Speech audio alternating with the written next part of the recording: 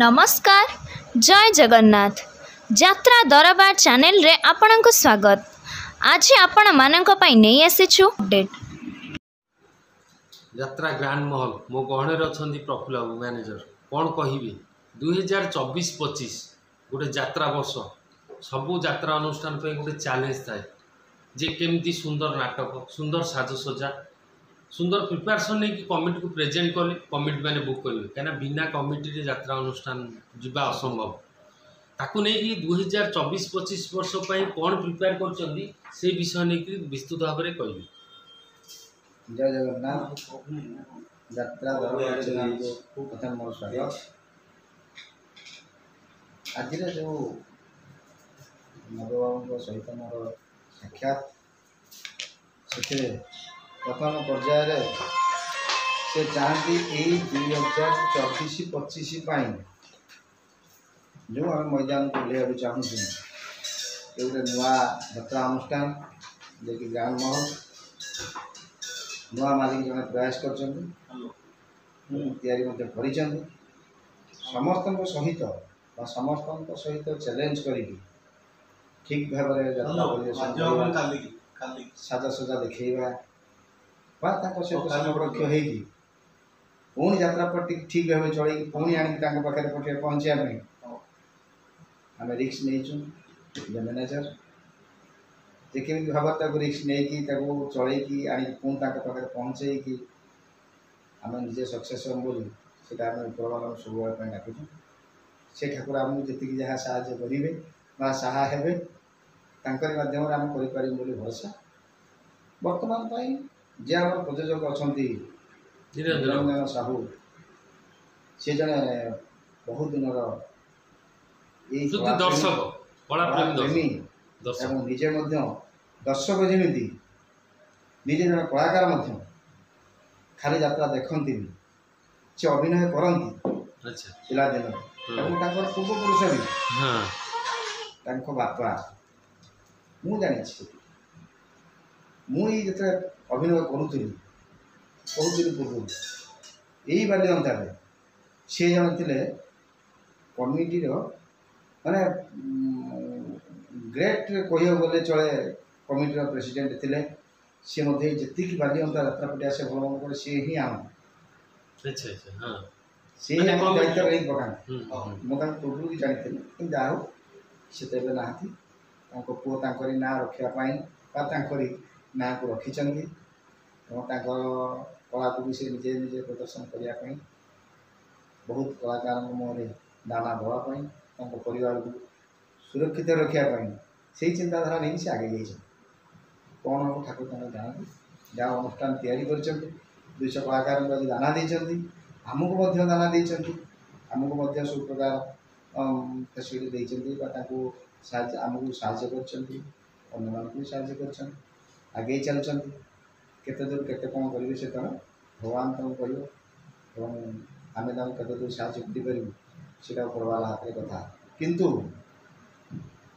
आगू नापी ये अनुष्ठान को आगू नापी सत चेष्टा करी आम समस्त सहित समान माने समकक्ष हाँपाई निश्चित भाव सब गुड़ा पूर्ण करने चेष्टा कर मालिक चेष्टार सफलता अर्जन करने प्रथमतः आम था जे आम कि नुआ जिनस मार्केट को छाड़ा आम दीर्घ दिन धरी मैनेजर करूँ बहुत प्रयोजक पाखे आम कम कर बहुत बड़ बड़ प्रयोजक लिखीचु कि यात्रा तो यात्रा केवल लाइट माइक पेंडल यही हूँ यात्रा ना आम भाविलु एथर आ नुआ जिन कौन कर छाड़ मार्केट प्रथम तो मुझे तुलसी थेला बेले गोटे जिन मो गुरु स्वर्गत सिनु दास थे मुझे आसिस्टाट सी चिंताधारा नहीं आम पेंडेल जो बाउंस बंधा हो झालर बंधा हो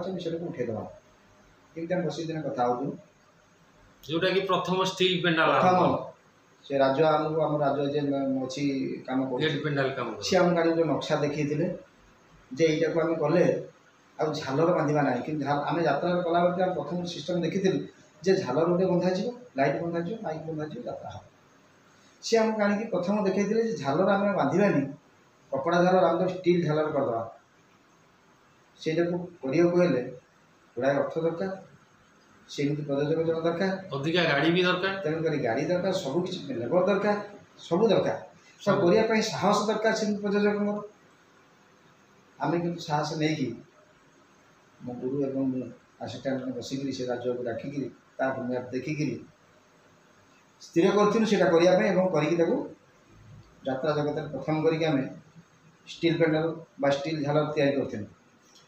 ଯେକି ତୁଳସୀ ଭବନାଟ୍ୟରେ ନୂତନ ପ୍ରଯୋଜକ ଆମର ଯେଉଁ ଅଛନ୍ତି ମାନେ ସବୁଠୁ ବର୍ତ୍ତମାନ ପାଇଁ ବ୍ରାଣ୍ଡିଂ ପ୍ରଯୋଜକ ଅନନ୍ତ ନାରାୟଣ ଧଳ ନାଣ୍ଡୁବାବୁ, ଅନନ୍ତ ପ୍ରସାଦ ନା ଅନନ୍ତ ନାରାୟଣ ଧଳ ନାଣ୍ଡୁବାବୁ, ସେ ହିଁ ତାକୁ ସକ୍ସେସ୍ କରିଥିଲେ ଏବଂ ତାଙ୍କର ସତ୍ସାହସରେ ସେ ପ୍ରଥମ ଯାତ୍ରା ଜଗତରେ ଷ୍ଟିଲ୍ ଝାଲର କରି କରିଥିଲେ। ସେମିତି ତା ପର ବର୍ଷ ତ ସବୁ ଅନୁଷ୍ଠାନ ହେଇଗଲା, ସମସ୍ତେ କଲେ, ସକ୍ସେସ୍ ବି କିଏ ହେଲେନି, ସେ ତାଙ୍କର ହେଇଛନ୍ତି। ସେମିତି ନୂତନ ଯାତ୍ରାପାଟି ହିସାବରେ ଆଜି ସେମିତି ବି ଲମ୍ଫ ଦେଇକିରି ମୁଁ ପୁଣି ଗୋଟେ ଦ୍ୱିତୀୟ ଥର ପାଇଁ ନୂଆ କିଛି କରିବା ପାଇଁ ଚାହିଁଥିଲି, ଯେଉଁଟାକି ମିରର ଗେଟ୍, ମିରର ପେଣ୍ଡାଲ, କିଛିଟା ମିରର ତା ଦେହରେ ଆପଣ ପାଇବେ ବା ଗ୍ଲାସ୍ ସିଷ୍ଟମ୍ ପାଇବେ ତିଆରି କରିବା ପାଇଁ। କେହି ବି କରିନାହାନ୍ତି ଏତେ ଶୀଘ୍ର। ଆଉ ମୋ ମାଲିକ ଯିଏକି ପ୍ରଯୋଜକ ନିରଞ୍ଜନ ସାହୁ ତାକୁ ସଫଳତା କରିଛନ୍ତି। ଆଜି ମୁଁ ଗେଟ୍ଟା ବି ମିରର ଗେଟ୍ କରିପାରିଛି ଏବଂ ପେଣ୍ଡାଲଟା ବି କରିବା ପାଇଁ ପ୍ରୟାସ କରୁଛି। ନିଶ୍ଚିତ ଭାବରେ କିଛି ତା ଦେହର ମିରର ସିଷ୍ଟମ୍ କରିକିରି କରିବୁ। ସେଇଟା ଏଥର ଆମେ ଯାତ୍ରା ଜଗତର ନୂଆ ଦେଖାଉଛୁ। ନିଶ୍ଚିତ ଭାବେ କମିଟି ବନ୍ଧୁ ଏବଂ ଦର୍ଶକମାନେ ଦେଖିବାକୁ ପାଇବେ। ଆମେ ତାକୁ ସକ୍ସେସ୍ କରିବା ପାଇଁ ଚେଷ୍ଟା କରୁଛୁ। ପ୍ରଫୁଲ୍ଲ, ଆଉ ଗୋଟେ କଥା ଆସେ, ଯେତେବେଳେ କଳାକାର ମାନଙ୍କର ଗୋଟେ ପ୍ରତିଯୋଗିତା ଚାଲିଛି, ଏ ଅନୁଷ୍ଠାନ ଧରନ୍ତୁ 2 ଲକ୍ଷ ଟଙ୍କା ଦେଉଛି, ଆଉ ଗୋଟେ ଅନୁଷ୍ଠାନ ଡାକୁଛି ତାକୁ ଆଉ 50,000 କି ଲକ୍ଷେ ଦେବୁ ତୁ ପଳେଇ ଆସେ।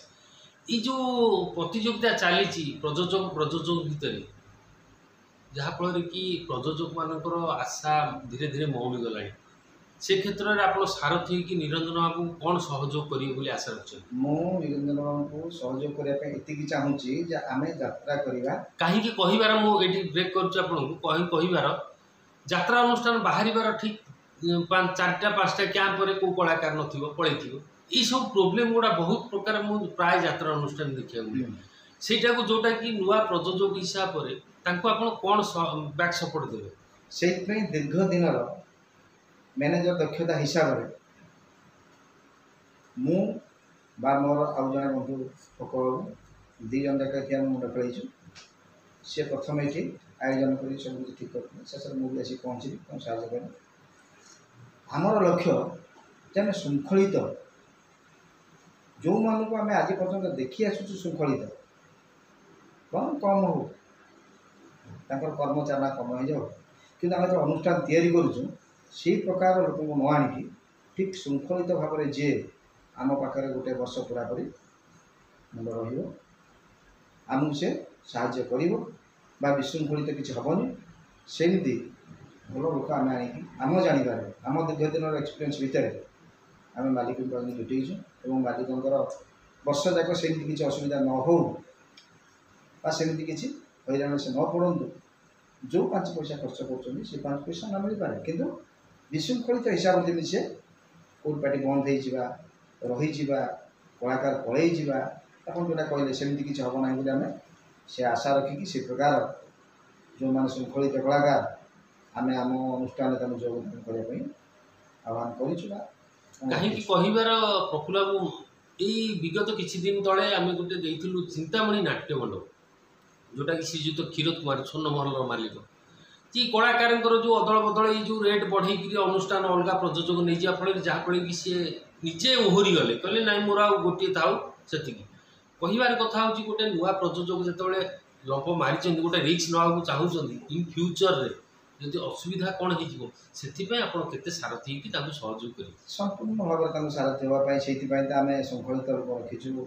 ଆମେ ଚାହିଁଥିଲେ ବି ବହୁତ ଭଲ ରୂପ ରଖିପାରିଥାନ୍ତୁ, ବହୁତ ନାମ କରା ରୂପ ରଖିପାରିଥାନ୍ତୁ। ବର୍ତ୍ତମାନ ପାଇଁ ଯେଉଁ କମିଟିମାନେ ଆସିକି ପଚାରୁଛନ୍ତି ଇଏ ଅଛି ସିଏ ଅଛି ନା ଇଏ ଅଛି ନା, କାହିଁକି ଯେଉଁମାନଙ୍କର ନାମ ଅଛି ସେମାନଙ୍କୁ ଆମେ ତାଙ୍କୁ ମନା କରୁଛୁ, ନାଇଁ ସେ ପ୍ରକାର କିଛି ନାହିଁ। ଆମେ ଯାହା କରୁଛୁ ଯାତ୍ରା ବଲା ରଖୁଛୁ, ଯାତ୍ରା ହେଉଛି, ଯଦି ଇଚ୍ଛା ହେଉଛି ତୁମେ ଦିଅ, ଯଦି ଇଚ୍ଛା ନ ହେଉଛି ନ ନେଇପାର, ଯେଉଁଠି ସେ ଲୋକ ଅଛନ୍ତି ସେମାନଙ୍କୁ ନେଇପାର, କିନ୍ତୁ ଆମେ ଆମ ମାଲିକଙ୍କୁ ସେ ପ୍ରକାର ଅସୁବିଧା ପକାଇବୁ ନାହିଁ।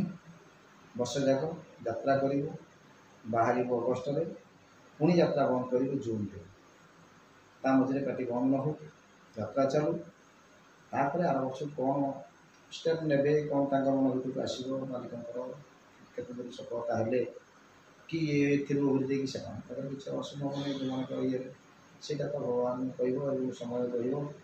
ବହୁତ ଦୀର୍ଘ ଦିନ ଅଛି କିନ୍ତୁ ଆମେ ଏବେ ଯେଉଁଟା ପ୍ରୟାସ କରୁଛୁ ବା ତାଙ୍କୁ ଆଣିକି ଯାହା ଗୋଟେ ଅସୁବିଧା ଜଟେଇଛୁ, ଭାବୁଛି ସେଇଟା କେବେ ବି ମଝିରେ ସେଇଟା ବ୍ରେକ୍ ହେବନି।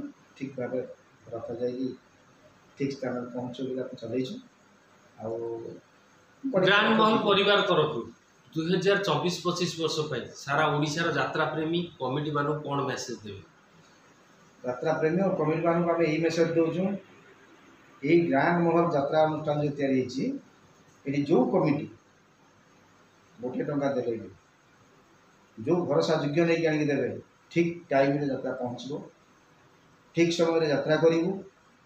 ଏବଂ ଯେଉଁ ନାଟକ 4 ଖଣ୍ଡ ଆମେ କରିଛୁ, ସେ ନାଟକଟାକୁ ଆମେ କହୁନୁ, ଆମର ଫାଇନାଲ୍ ବିଜିଏମ୍ 4ଟା ଯାକ ଆମେ କରିକିରି ଲୋକଙ୍କ ମୁହଁରୁ, ଦର୍ଶକଙ୍କ ମୁହଁରୁ ଯେତିକି ସଫଳତା ଅର୍ଜନ କରିଛୁ, ପ୍ରାୟ ସବୁ ସମସ୍ତଙ୍କ ମନ ଛୁଆଁ ହେଇଛି ଏବଂ ଅନ୍ୟ ଦର୍ଶକମାନଙ୍କର ମଧ୍ୟ ମନ ଛୁଆଁ ହେବ, ଏ ବିଶ୍ୱାସ ଆମର ନିଶ୍ଚିତ ରହିଛି। ତେଣୁକରି ସେଥିପାଇଁ ଆମେ ସେଇ କମିଟି ବନ୍ଧୁମାନଙ୍କୁ ଏତିକି ଭରସା ଦେଉଛୁ, ଠିକ୍ ଟାଇମ୍ରେ ପାର୍ଟି ଯାଇକି ପହଞ୍ଚିବ, ଠିକ୍ ଟାଇମ୍ରେ ଯାତ୍ରା କରିବ, ନିଶ୍ଚିତ ଭଲ ହେବ, ମେଲୋଡ଼ି ଏକାଡେମୀ ସକ୍ସେସ୍ ହେବ ଏବଂ ଯେ ଆଶାରେ ନେଇଥିବେ କମିଟି ବନ୍ଧୁମାନେ ନିଶ୍ଚିତ ସଫଳତା ଅର୍ଜନ କରିବେ ବୋଲି ସେ ଗ୍ୟାରେଣ୍ଟି ଆମେ ଦେଇପାରୁଛୁ।